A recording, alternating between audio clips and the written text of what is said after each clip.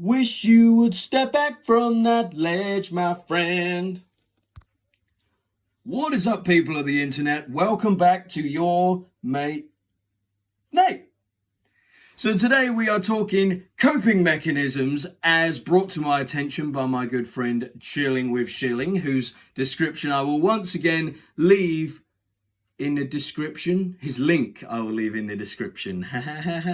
So anyway, talking about coping mechanisms. Now, there are many different coping mechanisms out there, but there are many that may work for you and many that may not. So before we get into it, I just want to reiterate, coping mechanisms are very important to individuality. So what might work for you may not work for somebody else. So although it's very important to heed what people say in terms of advice you're giving on the subject, it is very much your own perspective on the matter. So for instance, for me, two coping mechanisms that I've adopted is meditation is a massive one. Focus on your breathing, get out of the inside of your own head and just learn to kind of best you can accept things the way that they are. And the other one is music, get your headphones on, get lost in the music.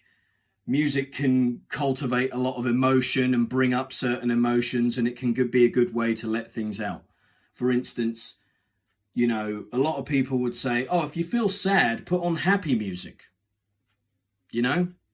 But for me, I don't really feel like happy music. So again, this is where in my own perspective, not necessarily yours, but in my own, when I feel sad, I listen to sad music. And the reason why I listen to sad music when I am feeling sad is because the sad music will bring up emotions, like I said. And, if you cry to the music, you're letting it out, I would recommend crying as a top tier way of coping, and especially in men, because men get dogged by this so often that if you cry or show any emotion, you are less of a man, which could not be further from the fucking truth as far as I'm concerned. Because in my own opinion, I truly feel that if a man can show his true emotions and wear them on his fucking sleeve and admit, when things get hard, I fucking cry to get it out. That cultivates a man. Not that nothing else does, but that also should be added to the list of what cultivates a man, in my opinion. So never be afraid to show your true emotions and never be afraid to just cry it out. So coping mechanisms are very important because, like I said, with them being individually specific on occasions, you can discover things that you never knew existed. Now, what do I mean by that?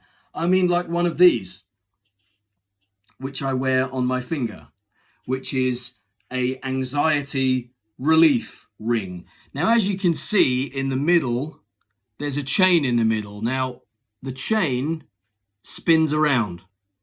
Now, what that is for is if you're in a situation where you find your overthinking is getting out of control and you need to find a way to bring yourself back to the present moment, you can move the chain around in the middle of the ring like this and just focus on the sensation, how it feels, how it moves around, and just try and bring yourself as best you can back to the present moment. Now, it will take practice. It's not going to happen overnight. All of these coping mechanisms, whether it be meditation or any kind of in-depth coping mechanism, it's not going to happen overnight. You're not going to be perfect at it straight away. It will take practice. But I would definitely encourage you to stick with it, because the main goal of anyone with mental health issues, there's two, I would say. Number one is knowing that your mental health or illness does not define you as a person.